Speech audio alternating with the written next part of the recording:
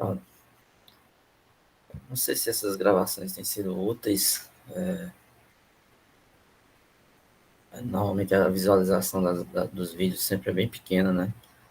Mas acredito que quem perder a aula tem que fazer esse dever, essa obrigação de procurar assistir às aulas, né? Assistir os vídeos. E mesmo quem está presente também, quem tiver alguma dúvida ou então quiser relembrar alguma coisa que foi falada, dá uma olhada na aula, certo? E naquela parte que seja importante para você entender alguma coisa que ficou na dúvida, né? Hoje eu deixei também que os tutores fizessem com vocês uma tarefa de aquele exercício que eu passei, que foi 10 questões resolvidas que tem no livro. Eu marquei as páginas, né? Falei quais são as páginas e as questões. São todos esses resolvidos. Então, espero que vocês tenham dado uma olhada, né? E tenham tentado entender aquela explicação que está no livro. Claro que pode surgir alguma dúvida, alguma dificuldade em entender alguma passagem, e os tutores vão fazer essa parte, né, de explicar para vocês alguma coisa que tenha ficado na dúvida, ou seja, tentar transformar a explicação em algo mais simples para que vocês entendam o exercício por completo, tá certo? Bem, vamos à aula de hoje. Ontem nós falamos de diedros, que eram diedros, né? Comecei a aula falando um pouquinho do que é lugar geométrico, lugares geométricos, e hoje falei de diedros. Agora vamos falar de triedros.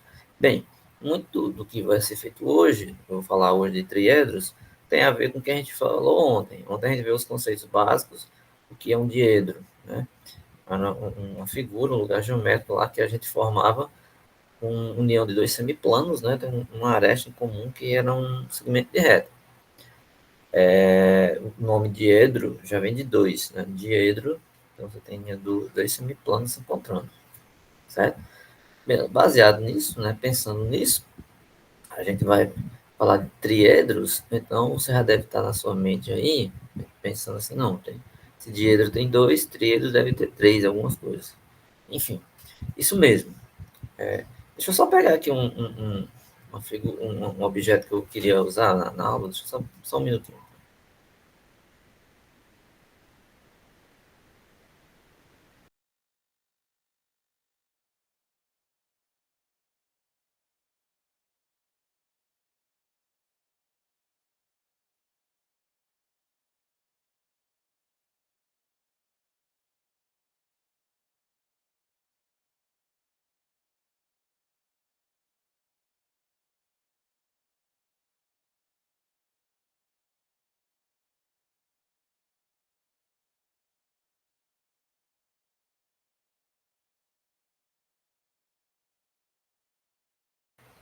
Pronto, voltei. Aqui falando de triedros, né, a gente vai chegar nas figuras geométricas. Todo mundo aqui conhece essas figuras geométricas, por exemplo. Isso aqui todo mundo conhece, né, esses cubos. É uma figura geométrica que é um poliedro, a gente vai ver mais adiante essa questão de discutir as figuras geométricas no sentido das arestas, das faces, né? Então, um poliedro, o nome já vai dizer que tem, a gente viu os diedros, aí os triedros, os poliedros são figuras que podem ter uma quantidade bem maior de faces, né? Existem alguns que são mais fáceis da gente lembrar, né? No caso aqui, um cubo é bem simples. Outra também que tem a ver com os triedros é esse aqui, vocês visualizam. Não está montado, mas é uma pirâmide, né? Tá vendo? Uma pirâmide porque ela tem faces aqui, ó. Tem três faces, tem a parte interna. Né? Vamos imaginar essas figuras como sendo nossos modelos, né? Nossos modelos de poliedros, tá certo? Então vamos lá. No caso do diedro, que é o triedro, que é o que nós vamos falar agora, imagine o seguinte: dadas três semi-retas. Então você vai imaginar aqui três semi-retas. VA, VB e VC, de mesma origem V. Então você está vendo aqui o ponto V, aí você desce uma semi-reta, desce outra semirreta, desce outra semirreta. Não coplanares, ou seja, quer dizer que não estão no mesmo plano, certo? Aí você vai considerar os semi-espaços, ε1, ε2 e ε3. Tem três lados. Aí, o que é que acontece? O triedro é a interseção desses semi-espaços, então é toda essa parte da região que ela é formada pelos três faces, né? Pelas essas três faces y1, y2 e y3, que são os semiplanos. Olhando aqui para essa figura, né? Se você olhar aqui para. Não sei se fica bom de visualizar, não sei se a imagem aí fica boa. Só...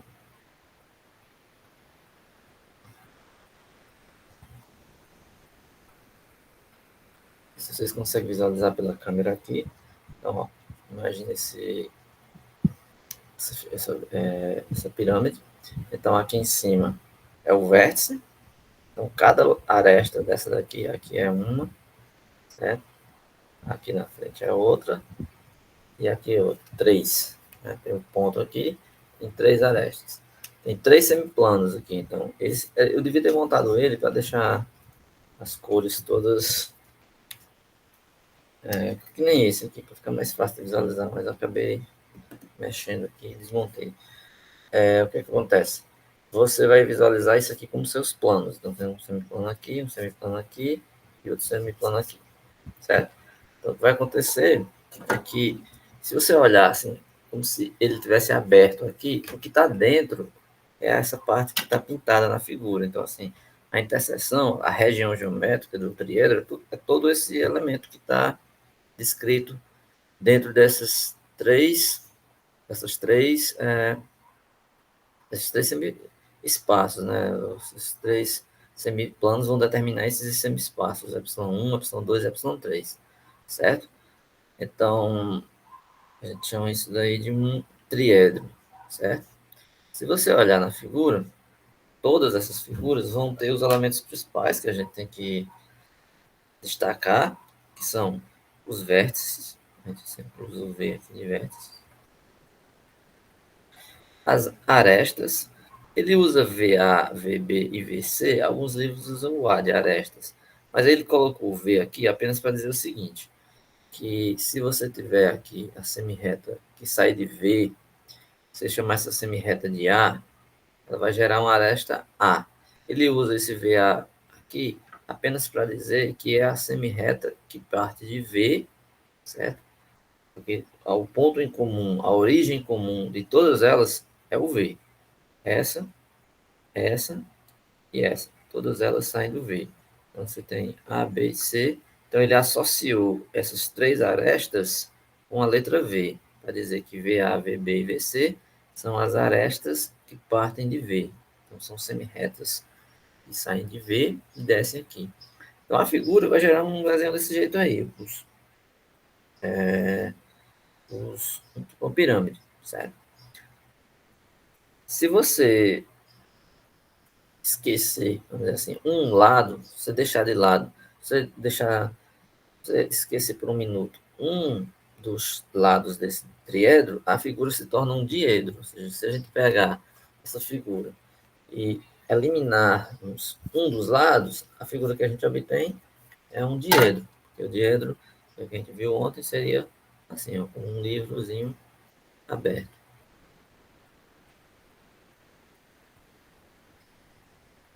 Então, teria duas partes, não teria a terceira, certo? A interseção do semiplano seria a aresta central, mas não teria uma terceira parte, certo?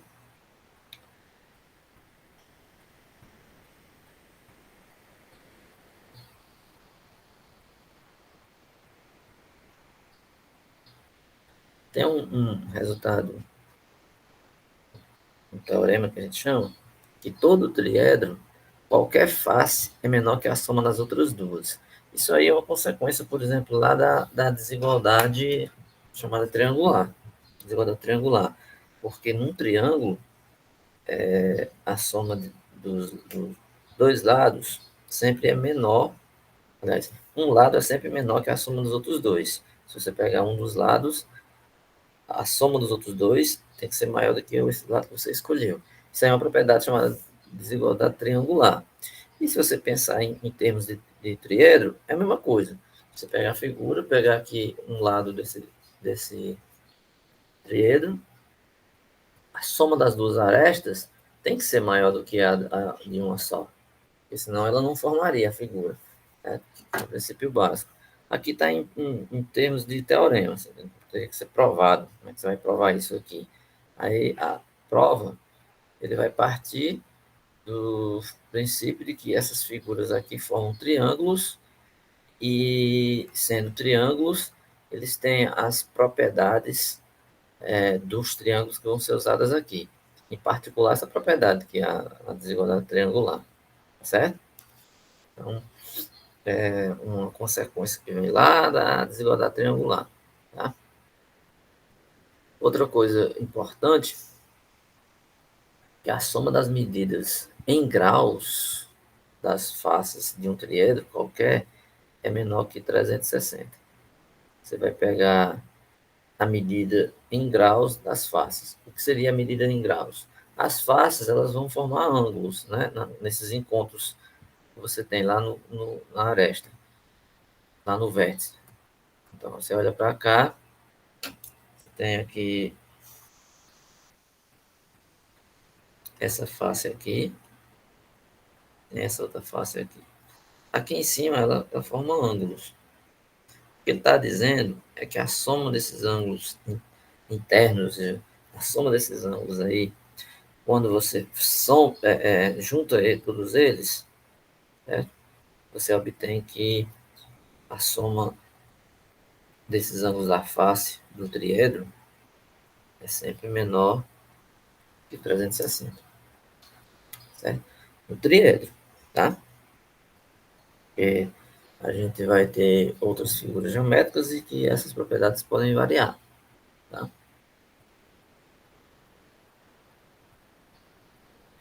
Então, o que é mais importante você lembrar de um triedro? Bem, é que a face, a soma de duas faces, né? A soma de sempre que você pegar uma face é menor que a soma das outras duas, menor que as outras duas, ou seja, vale a desigualdade triangular, e a soma das medidas em graus dessas faces é menor que a 360. Essas duas coisas que foi falado aí é o principal para determinar o que é um triedro, certo? Aí, aqui eu vou comentar um exercício, tá? Vou comentar um exercício como um exemplo. Ele colocar assim, ó, existem triedros cujas faces medem respectivamente. Ele coloca aqui os valores, 40, 50, 90. Vamos verificar se esses ângulos que eles dão aí formam um triedro. Ele quer saber, né, se com essas medidas em graus, esses números aí formam um triedro. Tá certo? Bem, se falhar aquela propriedade de um dos lados ter soma menor que os outros dois, então ele não pode formar um triedro. Tá? Em termos de conta, né, de equação, essa propriedade se resume a isso aqui, ó. Quando ele coloca o seguinte: você pega aqui as três faces do F1, F2 e F3. Nós sabemos que se pegarmos uma das faces, vamos chamar F1, a medida dela é menor que a soma das outras duas. Então, se você somar F2 com F3, qualquer uma delas é menor que as outras duas. Isso vale para o F1, isso vale para o F2, ou seja, o F2 é menor que F1 mais F3. E isso vale para o F3, que é menor que F1 mais F2. Claro, você escolhe uma face e ela é menor que a soma das outras duas. Tá? Tá aqui, ó. Essas mesmas equações que eu escrevi aqui em cima estão aqui, ó. F1 menor que F2 mais F3, F2 menor que F1 mais F3, e F3 menor que F1 que F2. Aí daqui ele faz uma continha, uma álgebrazinha. O que ele fez? Nessa desigualdade aqui, ó, ele vai passar o F3 para o lado de lá. Então vai ficar F2 menos F3 menor que F1. Nessa daqui ele vai fazer a mesma coisa, similar. Ele vai pegar o F2, que está desse lado, vai passar para o lado de lá, da desigualdade vai virar menos. um F3 menos F2. Aí ele vai olhar essas duas desigualdades aqui juntas, o que é que elas significam, né? Por que que ele escreveu isso aqui? Perguntinha, vocês entendem? Vocês sabem passar desse lado disso para isso? Por que que essas duas desigualdades, elas equivalem a essa daqui?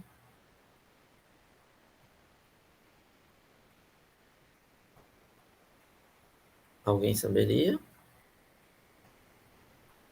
Dizer assim, ah, eu sei. Não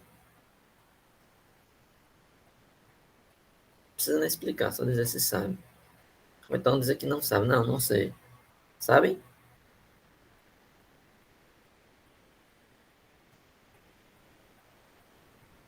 Sei não. Não, né? Certo. Pois deixa eu explicar essa continha aqui. Tá?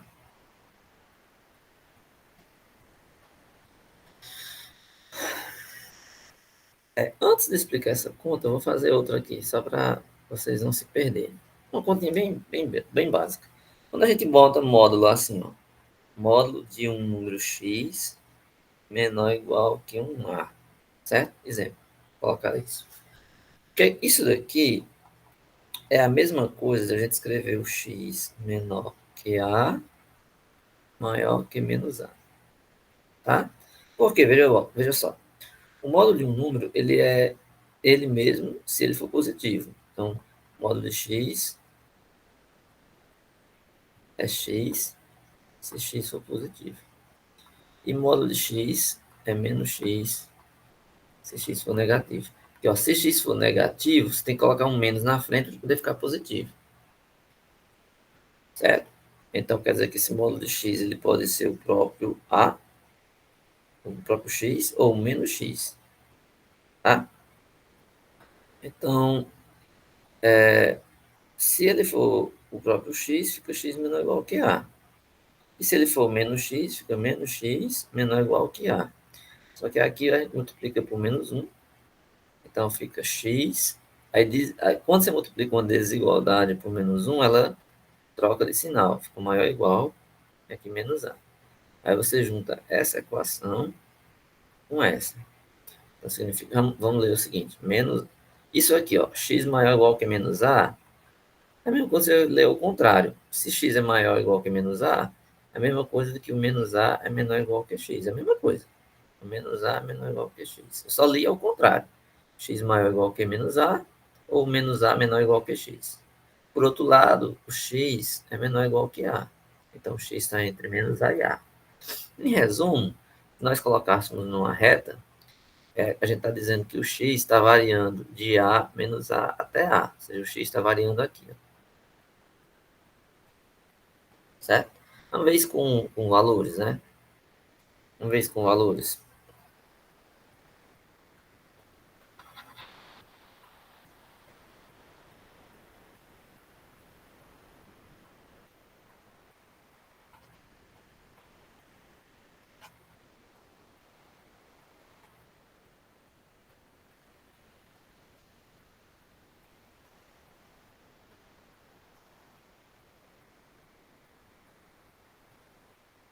Exemplo. Vamos colocar aqui x menor ou igual que 1. O que é que significa? Significa que o x está entre menos 1 e 1. Colocando em reta, você tem colocando aqui o menos 1 e 1. Então, todos os x que você pegar aqui no meio, ele tem essa propriedade. Ele está maior que menos 1 e menor que 1. Exemplo, pega um x igual a zero. Zero está entre menos 1 e 1. Pega o x igual a 1 meio, e é 0,5. Está aqui, tá entre menos 1 e 1. Todos os valores que você pegar entre menos 1 e 1, você pode dizer então que o módulo dele é menor ou igual que 1. Ah, eu vou pegar aqui o menos 1,2, igual a menos 1,2, que é menos 0,5. Pega o módulo, né? Então, módulo de menos 0,5 é 0,5, que é menor que 1. Em módulo, todos eles vão dar menor do que 1, certo? Ok, então feita essa explicação, vamos voltar àquela prova lá. Por que que essas duas desigualdades implicam nessa? Simples, certo? Muito simples. Se você quer aqui mostrar que vale essa daqui, ó, então é só você imaginar o seguinte, essa daqui está dizendo assim, módulo de F2 menos módulo de F3 é menor que F1. Pela aquela coisa que eu acabei de fazer, significa dizer que o que está aqui dentro, F2 menos F3, é menor que F1 e maior que menos F1. Faz de conta que isso aqui é o X, né? É como se eu estivesse dizendo assim, ó, módulo de X menor que F1. Então significa dizer que o X está menos F1 e F1. Tá entre menos F1 e F1. Isso aqui é como se fosse nosso X. Está entre menos F1 e F1. Então, significa isso aqui. F2 menos F3 está assim. Logo, isso implica que F2 menos F3 é menor que o módulo de F1. Agora, por que que isso é igual o que está aqui? É só você observar. Olha para uma das desigualdades, depois olha para a outra. F2 menos F3 menor que F1 é a desigualdade de cima. Então, tá ok. Agora, olha para a outra desigualdade. Menos F1 menor que F2 menos F3. Ele vai dizer, professor, essa desigualdade não é a mesma que está aqui. Não é igual a essa que eu estou circulando. Bem, ela é a mesma, só não está escrito do mesmo jeito. O que é que nós vamos fazer? Nós vamos levar o F3 para o lado de lá, trazer o F1 para o lado de cá. Ou, se você quiser pensar de outra forma, você multiplica por menos 1. É só pensar assim. Mas eu vou fazer assim, vou levar o F3 para lá, então fica F3. Vou levar também o F2, então fica menos F2. Certo? E o menos F1 eu vou trazer para o outro lado, então vai ficar mais F1. Pronto, eu obtive o outro pedaço. Certo? E é o que está aqui, ó, F3 menos F2 menor que F1. Então, essas desigualdades elas são equivalentes. Certo? Bem, beleza. Então, deixa eu apagar aqui para eu voltar a comentar e depois a gente passa lá para aquele exercício.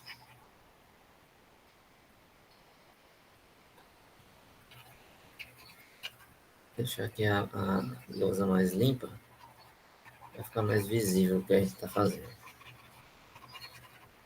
Então, essa propriedade aí é a propriedade que, no final das contas, é a desigualdade triangular. Está dizendo aí que um dos lados é menor que a soma dos outros dois. Tá? Então, ele juntou, né? Ele juntou essas duas equações aqui. Essa primeira com essa. E escreveu essas aqui, assim. F2 menos F3 é menor que F1, que é menor que F2 menos F3. Ou seja, se você pegar a subtração de dois lados, tem que ser menor que a de um deles. E a de um deles é sempre menor que a soma dos outros dois. Pronto. Vamos verificar naquele exercício se aqueles valores que ele dá satisfazem essa condição, né? Vamos lá. O item A. Ele colocou 40, 50 e 90. Aí a pergunta é, esses ângulos dados do jeito que estão aí, 40, 90, 40, 50 e 90, eles formam um triedro? Eles formam um triedro? Bem, você tem que pensar na propriedade, né? Então, para ter um triedro, se você pegar um dos lados, ele tem que ser menor que a soma dos outros dois. Se não acontecer isso, né? Se não acontecer isso, em pelo menos um dos lados, então é falso. Basta você encontrar que um dos lados não funcione.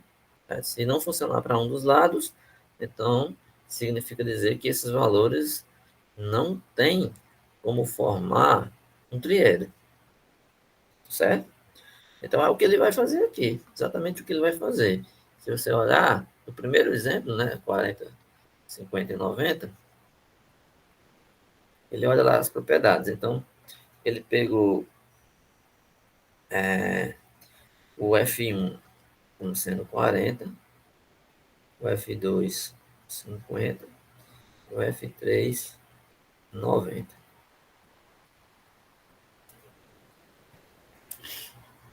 Então, veja só. O 50 menos o 40, ou seja, o F2 menos F1 é menor que F3, ele conseguiu, ok, porque 50 menos 40 dá 10, é menor do que 90. Só que no caso aqui, o F3, você tem 90, ele é menor que F2 mais F1. 90, no caso, é menor que 50 mais 40. Aí você vê que 90 mais 50 é 90. Aí a pergunta é: 90 é menor que 90? Não, ele não é menor, é igual. E aqui a desigualdade é menor, estrito, é menor, não é maior. Não é menor, é igual, é menor. Então, se isso aqui não acontece, então é falso. Você já conseguiu verificar que para esse exemplo, certo? Para esse exemplo, ele não forma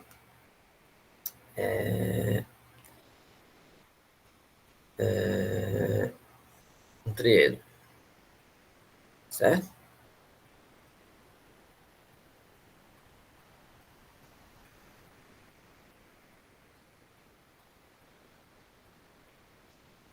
No item B, vou discutir mais um exemplo. No item B, ele dá três ângulos exatamente iguais. Aí, se os ângulos são todos iguais, ó, no item B, ele dá três ângulos iguais: 90, 90, 90. Aí a resposta é sim. Por quê? Ele obedece aquelas todas as condições. Ó. 90 menos 90 vai dar zero, que é menor que 90. Aqui é F1, F2, F3. Então, tanto faz aqui a ordem. Então, 90 é menor do que 90 mais 90? Sim, porque 90 é menor do que 90 com 90, que é 180. Certo? A soma dos ângulos internos dá menor que 360? Dá. 90 mais 90 mais 90 é 270. E é menor que 360. Certo? E cada um deles é um ângulo menor do que 180. Zero é menor que 90, é menor que 180. Então, eles formam sim. Certo? Pronto. E aí tem mais os outros. Você pode dar uma verificadazinha aí e analisar essas condições para ele ser um triedro. Certo? Rapidinho também, passando aqui sobre a congruência. Né? Quando é que eles vão ser congruentes? Então vamos usar as mesmas ideias do diedro. Eles vão ser congruentes, né?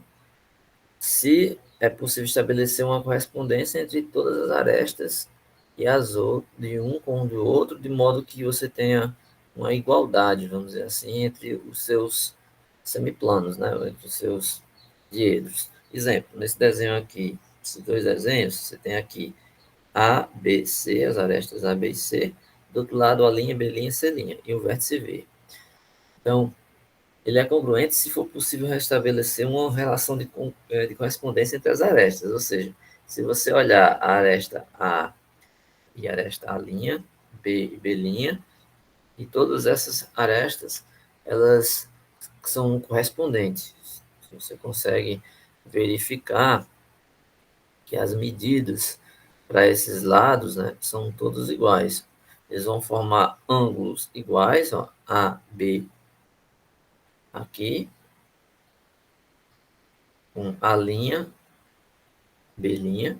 Então, esse ângulo aqui é igual a esse. O BC, esse outro ângulo aqui, vai ser correspondente a esse daqui. Então, também são iguais. E tem o lado de trás. CA, o ângulo lá de trás, e também vai ser correspondente ao daqui. Se essas correspondências entre os ângulos é a mesma, então já fez uma primeira parte, que é a correspondência entre os ângulos. Agora você vai olhar a relação entre os diedros. O diedro aqui formado por esse vértice e essas duas arestas corresponde ao diedro formado por esses dois, por esse vértice, essas duas arestas? Se sim, então eles são iguais. Você vai olhar a mesma coisa para esse e outro e vai olhar para o lado de trás. Se houver a correspondência de igualdade, então significa dizer que eles são congruentes. Todos têm as mesmas medidas. Daí são iguais. Né?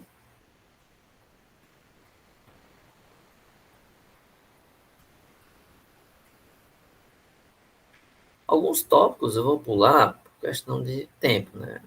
Não é possível a gente falar de tudo, porque, como eu falei, esse conteúdo é muito extenso, então a gente tem que focar no que é o principal, né? É muito extenso, é muito assunto, certo? Então, como tem muito conteúdo, a gente tem que focar naquilo que for o mais importante, né? Que for o mais importante para que vocês entendam.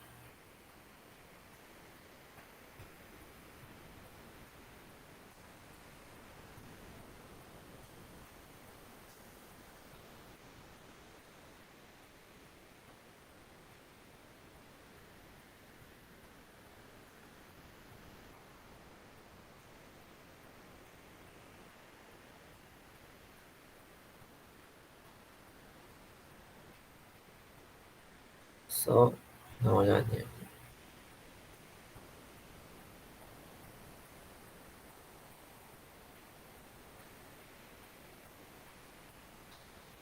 Na outra seção, né, que são os poliedros convexos, né, eu vou precisar entrar aqui em poliedros convexos, vão ser figuras geométricas que já vão ter muitas arestas, muitos vértices, certo? Aí nós vamos ter algumas relações aqui. Então, antes de passar para esse capítulo, essa seção, eu preciso só fazer aqui umas definições, algumas coisas importantes, tá? Aqui, que são o conceito de ângulos poliédricos convexos, né? Vamos pensar aqui o seguinte: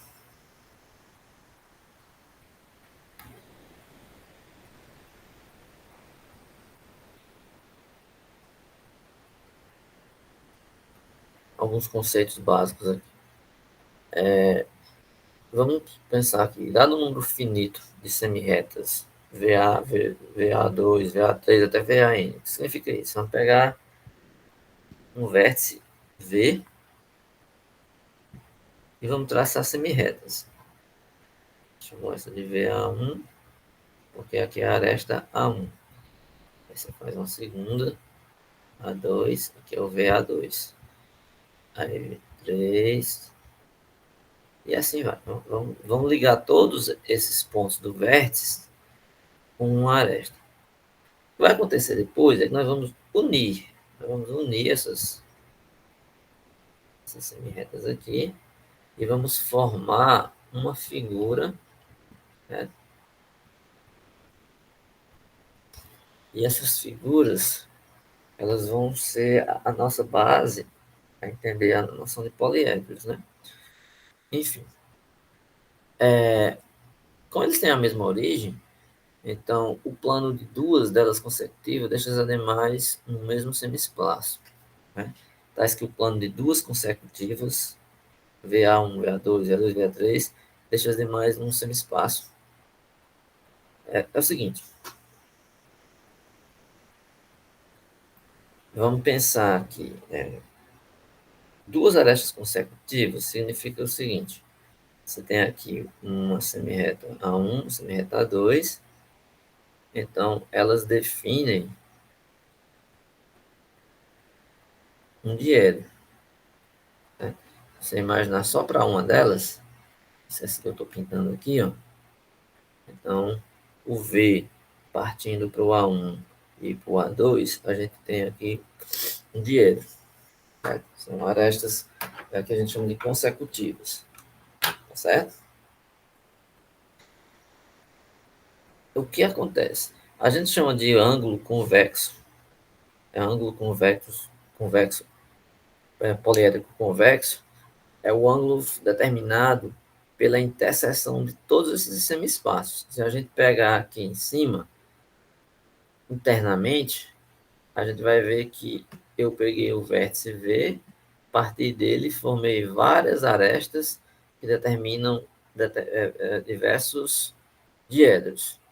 Quando você fizer a interseção de todos esses, lá em cima você vai ter um ângulo, que é o ângulo chamado poliédrico convexo, porque é o ângulo que determinou a figura, né, com o nome já diz poliedro, vai ser formado por vários diedros, onde duas consecutivas, cada duas arestas consecutivas, formam um diedro. O que acontece? Quando você faz uma secção, se você pega um plano e corta a figura, que nem está aqui, aí você vai ver que a interseção vai cortar em uma figura justamente com várias arestas.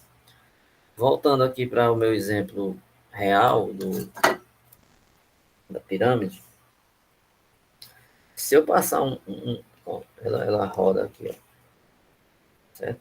Ela, vocês conseguem visualizar. Se você pegar, imaginar que essa parte branca aqui que está aparecendo é onde eu passei um plano, né? É aqui uma folha para ilustrar. É aqui uma folha. Vamos imaginar que essa folha é o meu plano que está interceptando. Ele vai cortar aqui, ó. Ele vai cortar. Se ele cortar e você enxergar nesse ângulo, se você fizer um corte e olhar por cima, a figura que vai formar é esse triângulo branco aí que você está vendo. Né? Esse triângulo branco. Está aparecendo aí. Certo? Por quê? Porque a figura que eu obtive aqui foi um poliedro, no caso é um triedro, com um vértice aqui em comum, tem três arestas, e quando eu cortei, a interseção de cada face com o plano vai gerar uma figura plana, que no nosso caso, nesse exemplo aqui, é um triângulo. Já para os exemplos onde tem muitos lados, a figura que você vai obter vai depender de quantos lados você tem. Por exemplo, quando a figura que você faz, ela tem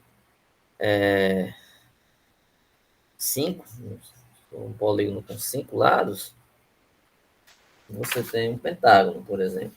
Né? Se a figura tiver três, que nem foi o nosso caso, você teve um triângulo. Então, vai depender da quantidade de lados da figura que você obtém na seção. Faz a seção e olha quantos lados ele vai ter, tá?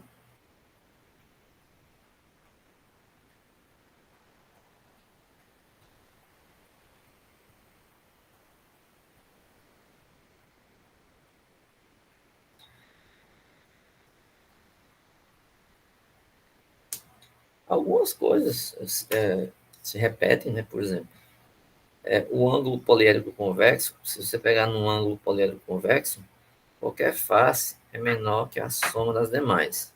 Isso aí já era válido no triedro e vai continuar válido nos poliedros. Então, se você imaginar, eu tenho que um dos lados, ele não vai poder sobrepor a soma dos outros, de todos os outros.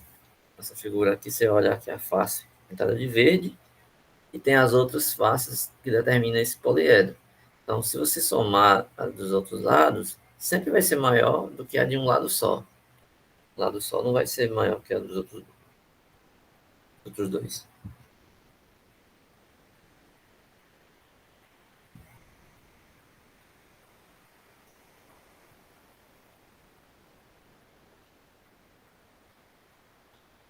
A congruência vai ser a mesma coisa. E essa ideia que eu falei do poliedro acima, né, do ângulo poliédrico, é para a gente definir o que são poliedros convexos.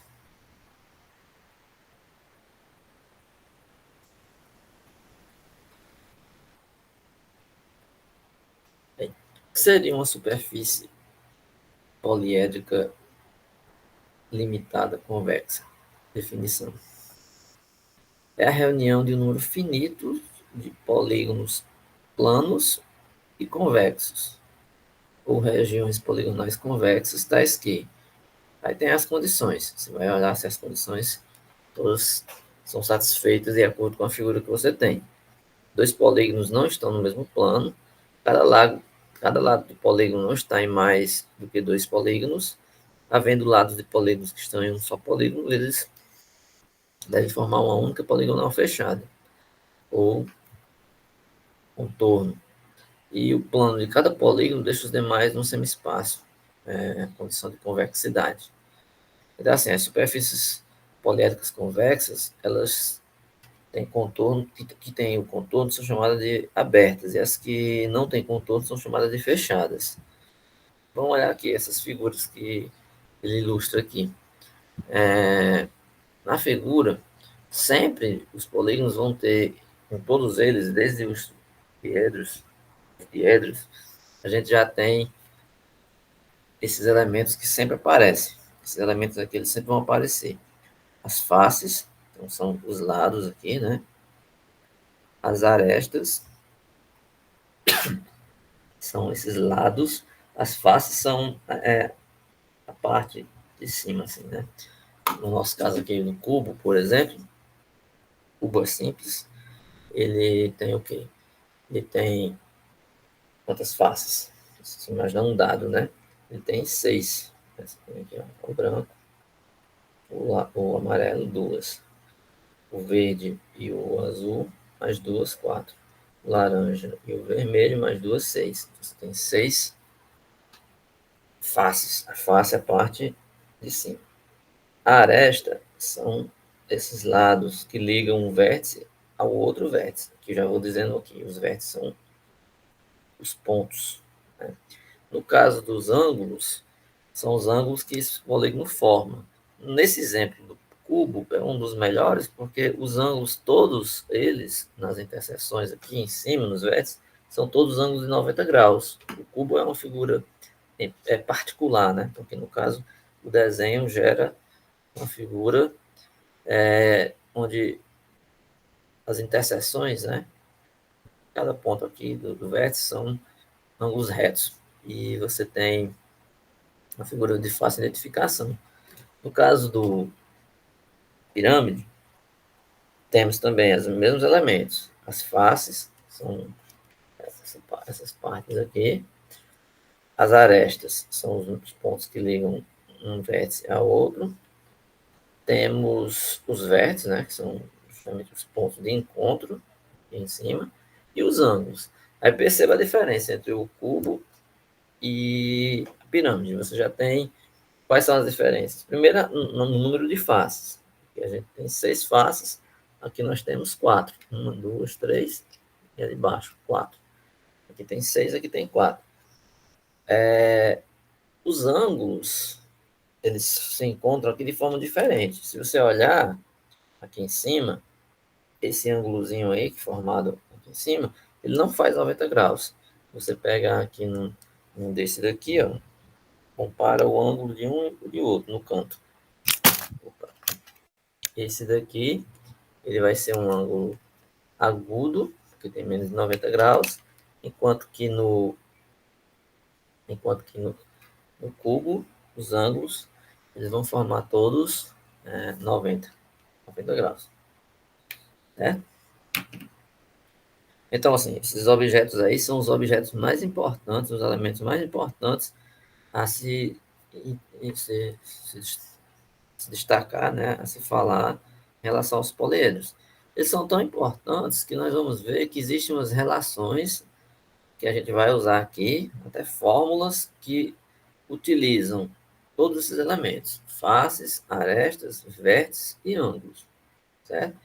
Vai existir aqui algumas relações que são bem conhecidas e que tem a ver com isso daí. A primeira relação de todas é essa daqui, essa relação de Euler. Se pronuncia Euler, né? Ele é alemão, suíço. Para essa relação de Euler, o que ela diz? Para todo poliedro convexo, ou sua superfície, vale sempre essa relação. V menos A mais F igual a 2. Ou seja, a quantidade de vértices menos as arestas mais as faces é igual a 2. Certo? V é o número de vértices, A é o número de arestas, F é o número de faces do poliedro. Vamos verificar, já que eu coloquei essa fórmula, vamos verificar para essas duas figuras que eu tenho aqui, tá? Esses dois objetos que eu tenho aqui, esses dois poliedros. Bora lá. Está todo mundo prestando atenção, né? Vamos começar com uma figura menor, né? Vamos começar com a pirâmide, no caso aqui. Né? Quantos vértices eu tenho? Quantos vértices eu tenho? Tenho o de cima aqui, certo? Esse que está com o meu dedo. Aí tem os outros três aqui embaixo. Então, 1, 2, 3, 4. Eu tenho 4 vértices, certo? Então vamos aqui no. Vou escrever aqui embaixo.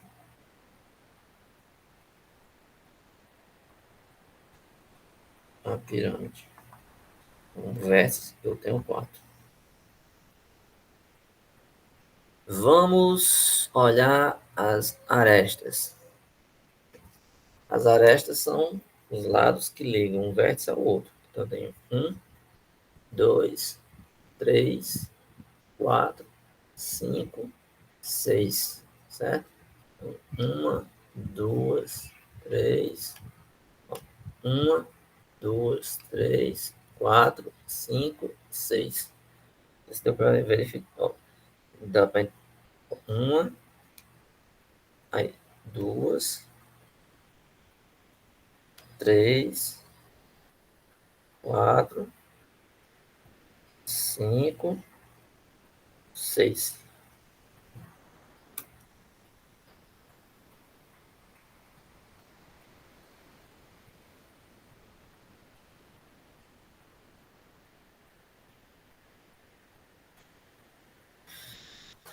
E vamos às faces.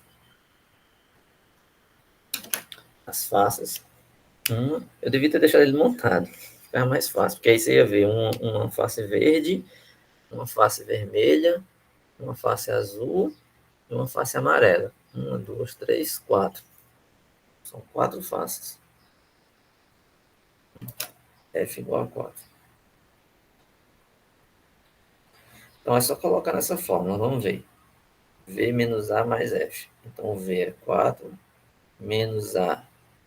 V menos A mais F.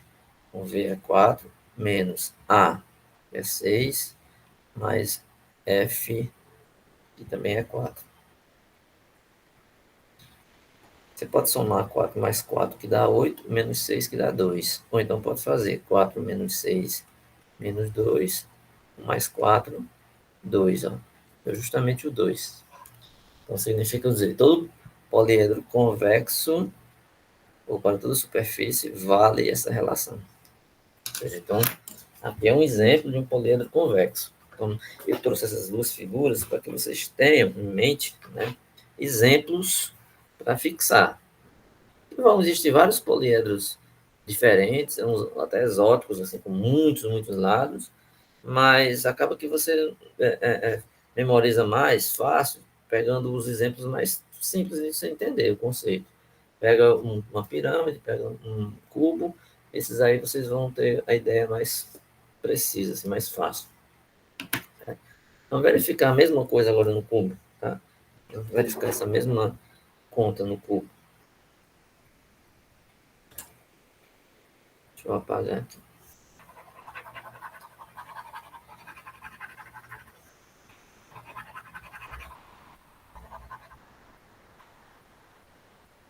Então, agora vamos fazer para o cubo. Para o cubo, se você olhar bem a figura, quero contar os vértices. Então, são os cantos. Quantos cantos eu tenho? 1, 2, 3, 4, 5, 6, 7, 8. Tenho 8. 1, 2, são 4 em cima, né? 1, 2, 3, 4. E os 4 embaixo. 1, 2, 3, 4. Então, o cubo, eu tenho o V igual a 4.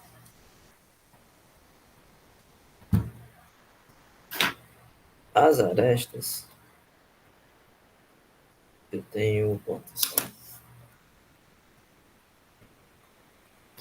Arestas são os lados que ligam um cubo, um vértice ao outro. Vamos lá. Vou contar os primeiros os de cima. 1, 2, 3, 4. 5, 6, 7. 8. 9. Só para não se perder, porque senão você pode contar duas vezes, né? 1, 2, 3, 4. Aí 5, 6, 7. Aí 8, 9, 10, 11, 12. Tem 12. Se eu não contei errado, tem 12.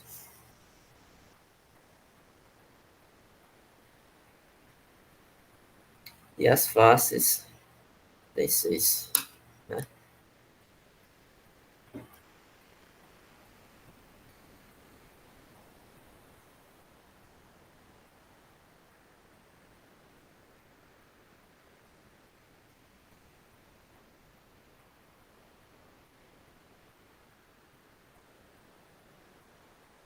Uma, duas, três.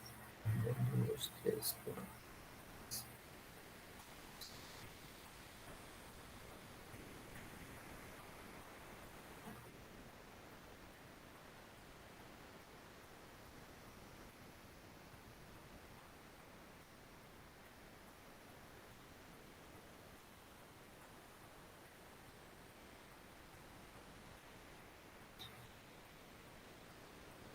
Sim, é, eu contei 4 em cima e 4 embaixo e escrevi só 4.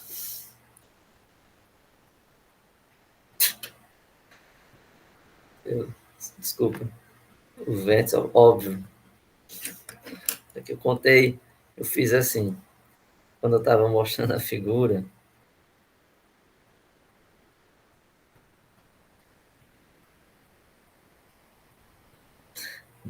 quando eu estava mostrando a figura, eu disse, olha, temos 4 em cima, 4 embaixo. Aí eu, obviamente, devia ter colocado os 8, escrevi 4.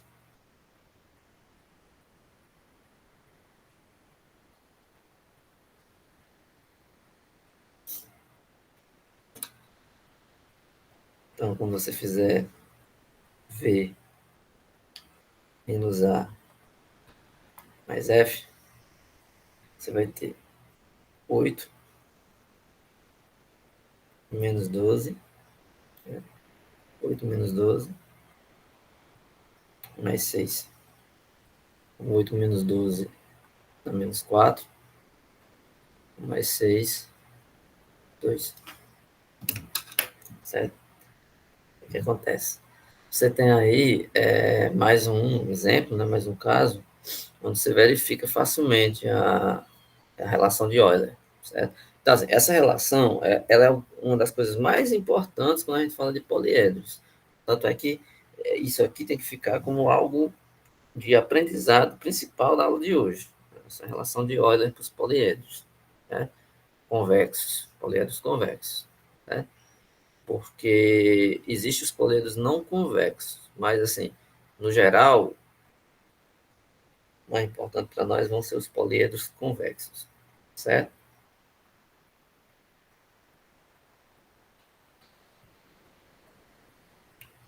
Tem umas outras relações como essa, que ele prova que uma superfície poliédrica limitada convexa e aberta tem essa soma de vértices mais arestas e faces igual a 1. Mas isso aqui já é uma coisa um pouco mais específica, né? E a prova, a demonstração dessa forma de Euler que vocês acabaram de ver, é tudo isso que está aqui, ó. Então, a demonstração é um pouco longa, né? A demonstração, ela usa indução, certo? Usa indução, e ainda mais ela usa essa outra relação. Prova-se primeiro essa relação, e depois junta-se a alguns outros elementos para provar essa relação de Euler, certo? Só que o meu objetivo aqui não é fazer essas demonstrações, não, porque vai ficar um pouco mais carregado para que vocês consigam entender. Tá? O importante que eu quero que vocês memorizem são as partes mais elementares e mais importantes de se fixar. Você faz uma disciplina como essa, que tem muitos conceitos, tem muita informação, muito teorema, muita coisa, alguma coisa tem que ficar. Então, alguma coisa tem que ficar na sua cabeça. O que eu aprendi aqui? Aí você tem que lembrar, pelo menos, dos conceitos básicos, entender as definições de diedro, triedro, poliedros, poliedros convexos, essa relação de Euler, porque a relação de Euler ela tem a ver com os poliedros convexos, então é fácil de você memorizar essas partes aí, tá? Bem, ah, só ver o que é que dá para a gente fazer mais hoje.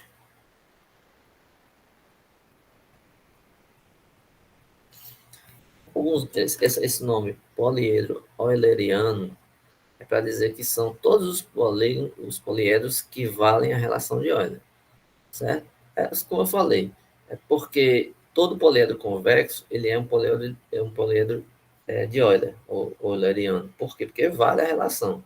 Mas nem todo poliedro euleriano ele é convexo, porque existem aqueles poliedros não convexos, que isso daí eu vou falar em uma outra aula, tá? Exemplos de poliedros não convexos, tá bom? Deixa eu ver se por hoje já basta. Tem, não, tem essa outra propriedade aqui que é importante. Deixa eu só ver se eu falo só dela para a gente encerrar. Os poliedros de Platão.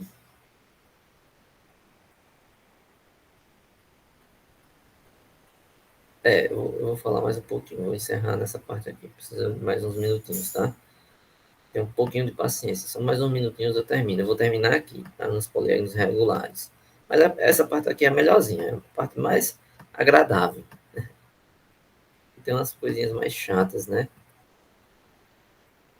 Vamos destacar aqui algumas coisas importantes. Primeiro, essa fórmula aqui, ó. Fórmula importante. A soma dos ângulos de todas as faces de um poliedro convexo, ela tem uma fórmula. A fórmula é essa aqui, ó. A fórmula da soma dos ângulos de todas as faces é a quantidade de vértices menos 2 vezes 4 vezes R, onde R é um ângulo reto, certo? Olha, se R é um ângulo reto, então ele em graus equivale a 90 graus, certo? Então você quer saber quantos graus vai dar a soma dos ângulos. Vamos ver isso aqui nos exemplos que a gente viu. Na pirâmide, né? Na pirâmide a gente viu que ela tem quantos vértices? Tinha quatro, né? Um, dois, três, quatro. Então, se você olhar, ver, vai dar. Aliás, desculpa.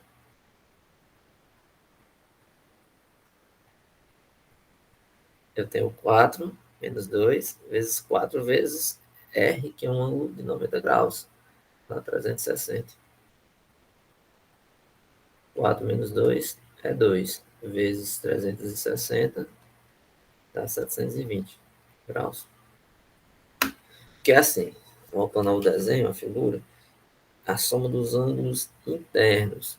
Se você for olhar aqui, não tem, é porque não tem como eu abrir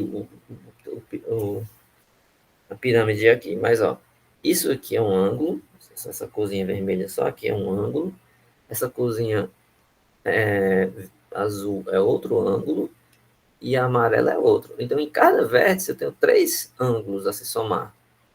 Como são em quatro, então, de tal forma que em cada um deles vai ficar uma soma, em cada um deles a soma é menor que 360. Mas quando você soma todos juntos, a soma vai passar de 360. Nesse caso aqui, dá 720. Tá? Se for o cubo, a figura, se for o cubo, nós vamos trocar esse 4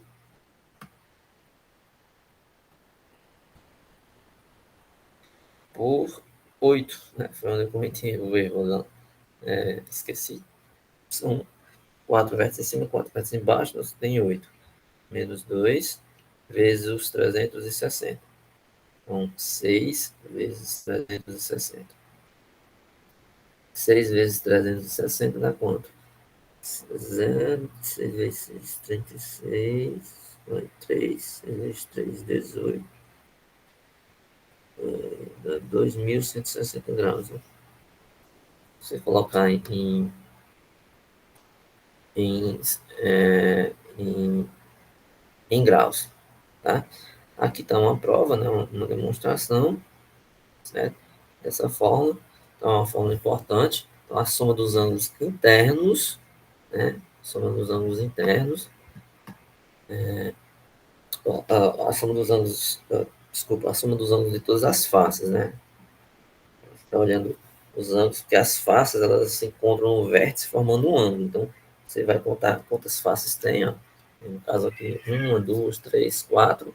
Em cada face tem um ângulo aqui. Então, tem 1, 2, 3. Na outra face aqui eu tenho 1, 2, 3. Na outra 1, 2, 3. Na outra 1, 2, 3. Em todas elas eu tenho. Então, sempre você vai encontrar de acordo com a quantidade de faces.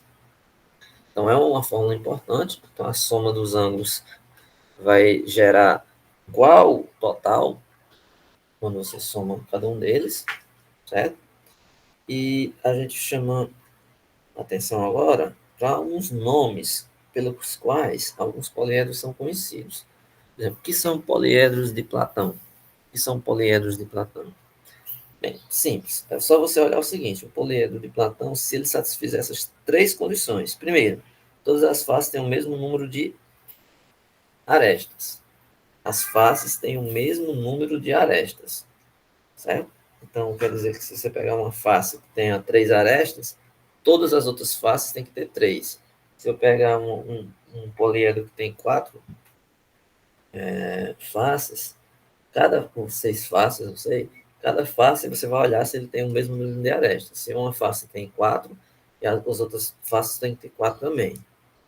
Todos os ângulos poliedros têm o mesmo número de arestas. Os ângulos poliédricos são aqueles ângulos lá onde você tem a interseção no vértice, certo? E você vai olhar se naquele vértice a interseção das faces é igual. Por exemplo, na pirâmide você pega aqui, essa propriedade vale, porque em qualquer ângulo que você pegar, as interseções que você obtém são de uma mesma quantidade de arestas. E por fim, também vale a relação de Euler, V menos A mais F igual a 2. Então, se essas três coisas forem satisfeitas, a gente chama isso de um poliedro de Platão, certo? Aí o que é que acontece? Existe uma classificação dos poliedros de Platão, que diz assim, que existe somente 5 classes de poliedros de Platão. Se somente 5, só existe 5. Tá? Aí ele prova, ele faz uma demonstração, e essa demonstração é interessante, porque quando ele termina a prova, nós podemos fazer uma classificação. A gente pode colocar nomes para esses poliedros, tá? Essas 5 classes que ele acha são as classes que tem, tá aqui, tá? O nome tetraedro, porque um tetraedro ele vai ter 4 faces, 4 vértices, 6 arestas, tá? O hexaedro, então ele vai ter 6. Veja que os nomes eles estão relacionados à quantidade de faces. 4, tetra. 6, hexa. 8, o octaedro, certo? 12, o dodecaedro, 12. E o 20, o icosaedro, 20 faces, tá? Aí, essa denominação aí, como é que ele chegou na quantidade, não é difícil a gente entender. A gente pode fazer isso utilizando aquela fórmula lá. Se você pegar, certo? Se você pegar aquelas fórmulas que a gente desenvolveu lá em cima, a gente juntando elas, né, na forma de Euler, com essas relações, a gente prova isso daí. Ele pega o seguinte, que cada uma das faces, n, tem n arestas, então n vezes f dá 2 vezes a. Ou, se preferir, coloca o f em função de 2 vezes as arestas sobre o número n, onde n aqui são as arestas, certo? Aí você pega m e chama de os arestas dos ângulos poliedros. Aí você vai ter a mesma relação. Faz uma conta e tem que o v, coloca em função de v em vez de f, que é assim, o n está relacionado às arestas das faces. Então você tem uma fórmula assim. Quando você faz as arestas poliédricas, os ângulos poliédricos, aí você usa o V. Quando você fizer essa relação juntando com a relação de Euler, você substitui essas contas aí, desenvolve uma conta e você vai chegar nos casos M e N com 3, M 3, 3, 3, o N pode ser 3, 4 e 5.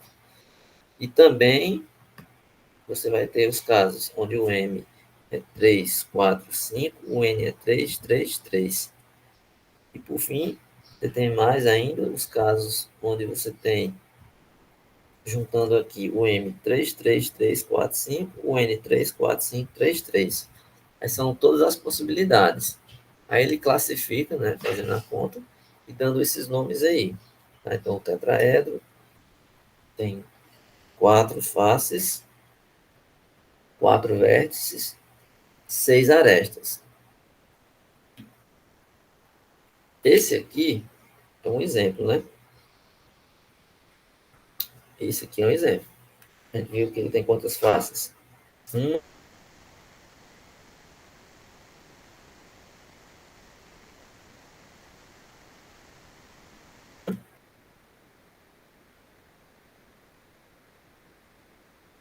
duas, três, quatro, 4 faces.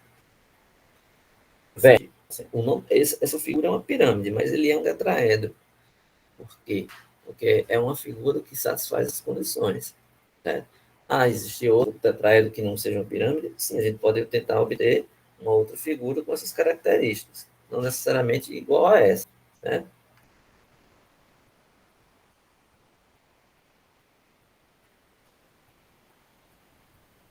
O cubo, né, tinha quantas faces? 6 faces. Uma, duas, três, quatro, cinco, seis. São 6 cores. Os vértices, 8. São os 4 de cima e os 4 de baixo. E as arestas são 12. Porque tem que lembrar que quando você for contar aqui, você pode pensar, não, mas cada uma delas tem 4. A 6 vezes 4. Não, cuidado para não. Porque na interseção das cores, você não pode contar duas vezes. Ó. Essa aresta aqui, ela tanto faz parte da cor laranja quanto faz parte da cor azul. Você não pode contar duas vezes. Então tem que ter esse cuidado. Por isso que você, quando for contar aqui, tem que fazer um, duas, três, quatro. Aí vai descendo. 5, 6, 7, 8, 9, 10, 11 e o último aqui só o de baixo, 12. Então esse caso aqui é um exemplo de um hexaedro, certo? Essas outras figuras a gente pode obter o desenho delas, né? Ele faz aqui, né? Embaixo ele vai fazer já já aqui embaixo. Só que antes de fazer, tem aí umas denominações que são muito usadas, que é o chamado de poliedro regulares. E eles são poliedros regulares. O poliedro convexo ele é regular, suas faces são polígonos regulares e congruentes. E seus ângulos poliedros são congruentes. O que significa isso? É das melhores figuras que nós podemos ter dos sólidos. São as figuras que têm as arestas iguais, né, tem as mesmas medidas, e os ângulos poliédricos também. Se você olhar, novamente o cubo. Todos os lados são iguais, então as arestas são todas iguais, todos os ângulos do poliedro, as interseções com a face aqui, são ângulos todos de 90, são todos iguais. Então ele satisfaz, então ele é um poliedro regular. Mesma coisa da pirâmide. Né? Ela vai ter a mesma caracterização. As arestas todas aqui são iguais e os ângulos poliédricos também. Certo? Aí, só para encerrar, né? Existe somente 5, né? Assim como existe somente os 5 poliedros de Platão, né? Existem somente 5 tipos de poliedros regulares, certo? O tetraedro, o hexaedro, o octaedro, o dodecaedro e o icosaedro regular. E as figuras estão aqui. Eu tinha até dito, o tetraedro existe outro, mais de um tipo? Sim, mas não regular, tá? No caso, se o tetraedro for regular, como uma pirâmide, ele é um único, tá? Porque eu poderia fazer essa figura, tentar fazer essa figura sem ter a igualdade das arestas. Se ele contiver ainda as 4 faces, ele ainda vai se caracterizar como um tetraedro. Mas o que é importante aqui destacar, a unicidade, no caso dele ser regular. Sendo regular, só existe um tipo desse. Então, você tem aí o tetraedro regular, que é justamente essa pirâmide, o hexaedro regular, que é justamente esse cubo. Aí veja como é o octaedro regular. Olha, o octaedro regular é como se você pegasse essa pirâmide, né, esse tetraedro, e colocasse outro embaixo. Dois, juntasse aqui dois. E a partir daí você tem outros. O dodecaedro regular, esse daqui, com 20, 12, né? 12 lados, e o icosaedro regular, que tem 20 faces, certo? Então, aí são os 5 tipos que você pode ter de poliedro regular, tá? Então, todo poliedro regular é um poliedro de Platão, mas nem todo poliedro de Platão é regular. Por quê? Porque o poliedro de Platão, ele não se caracteriza pelos arestas serem congruentes, nem os ângulos poliédricos serem congruentes. Isso é uma propriedade dos poliedros regulares. Por isso que eu falei, né, que você poderia ter um tetraedro que não seja tipo essa pirâmide, mas se ele for regular, o único que existe seria o tetraedro regular como essa pirâmide aí. Tá certo? Tá entendido?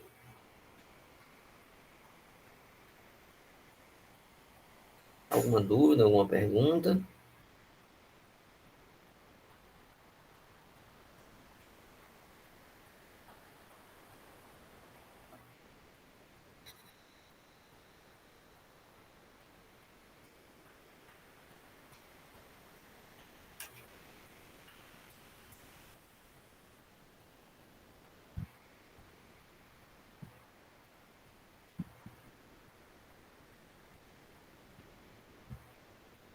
Jackson levantou a mão. É para falar? Isso, professor. Professor, na nossa prática do cotidiano, em que é que a gente usa todo esse conteúdo de hoje? O que seria a prática do cotidiano? Em que é a aplicação? Bem, esses poliedros, eles são encontrados facilmente em qualquer, principalmente quando for coisas relacionadas a volume, né? Cálculo de volumes, né? Então, o cálculo de volumes é muito utilizado essa questão dos poliedros, porque os volumes que você possa calcular em alguns elementos, de algumas substâncias, eles podem ser colocados em superfícies que adquirem uma dessas formas. Então, assim, questões relacionadas a cálculo de volume e também em próprios estudo de áreas, por exemplo, e só dar aqui um exemplo. Se você pensar, eu vou colocar um piso num shopping, alguma coisa assim, onde eu vou colocar um porcelanato, alguma coisa assim, que obtém uma figura geométrica. Aí a figura geométrica está colocada lá, um ladrilho, um piso, né? Ele adquire formas geométricas que são desse tipo aqui. Então, assim, são coisas mais relacionadas a áreas e volumes, certo? São coisas mais assim.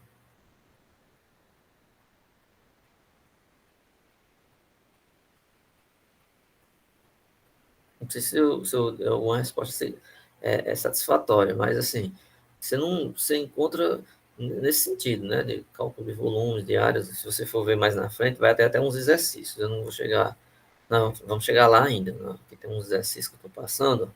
Você vai ver que são exercícios mais relacionados a cálculo de área e volume. Ele vai dar uma área de um determinado elemento, ele vai querer ver a aresta, ou dar uma aresta e você tem que calcular uma área ou volume total, coisas assim, calcular uma diagonal, entendeu? Mais alguma pergunta, alguma observação, algum comentário? Estou só passando rapidinho aqui, só para ver as próximas coisas, né? Como eu falei para vocês, eu vou ter que selecionar dentro do conteúdo aquilo que é mais importante, porque esse livro é muito extenso, eles são quase 500 páginas. A gente não vai ver tudo, não é impossível, né? A gente ver tudo. Se nós estivéssemos fazendo uma disciplina regular todos os dias, já não dava para ver, imagine em 4 encontros de finais de semana. Então, a gente só tem que ver o que é o mais essencial, tá bom? Eu estou dando uma olhada aqui já para, nas próximas aulas, a gente focar nas partes principais. Jaqueline levantou a mão, pode falar. De preferência, o senhor selecione os mais fáceis para quando nós for fazer a avaliação. Certo, tranquilo. Eu vou fazer isso. Naqueles que eu passei para vocês estudarem, eu já passei para vocês darem uma análise resolvido. Por quê? Porque na próxima rodada que eu passar de atividades, eu vou colocar alguma atividade muito igual aos resolvidos. Então, você vai pegar aqueles exercícios resolvidos como um modelo. Eu quero fazer uma questão, então ela é baseada naqueles exercícios resolvidos, tá? Nessa semana agora, eu vou digitar algumas questões que eu vou enviar para você, assim como também eu já vou enviar o link do Google Classroom para vocês postarem lá, tá?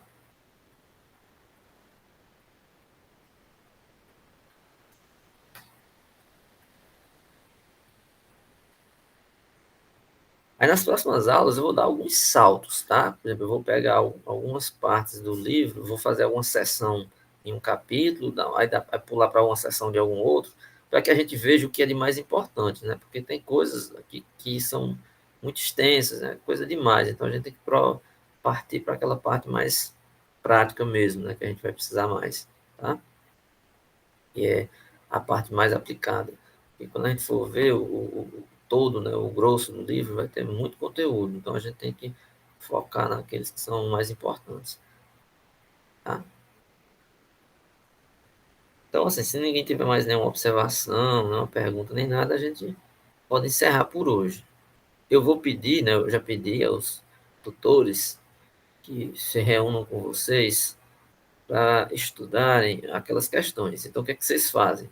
Se vocês já tiverem lido, vocês tentam pedir para que eles expliquem, né? Tentem discutir entre vocês ou com eles a resolução daquelas questões, lá para vocês entendem o máximo possível, tá?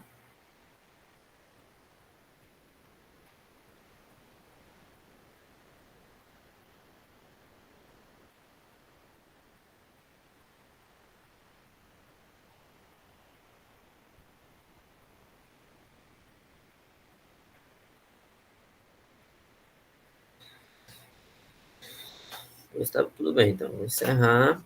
Um bom final de semana a vocês. Olhem os exercícios, né? Pratiquem os exercícios. Eu aconselho que vocês não deixem isso para lá. Às vezes eu fico com medo de que a gente esteja fazendo a aula e o aluno não está acompanhando, não está prestando atenção, né? E acaba não aprendendo. Porque, assim, como a disciplina é online, depende totalmente de você ficar acompanhando. Então, tem um compromisso de vocês de assistir, né? E fazer o mínimo possível, né? Porque a gente está cobrando o mínimo, não, tá, não é o máximo, é o mínimo que você tem que aprender. Então, dê uma olhada naqueles exercícios, tente resolver aquelas questões que eu vou colocar, né? Essas que eu mandei estão resolvidas, por isso que eu falei que não precisa receber, é só para você estudar. Agora, a próxima que eu vou mandar essa semana, aí sim, vocês vão resolver e vão me enviar, eu vou colocar lá no encontro.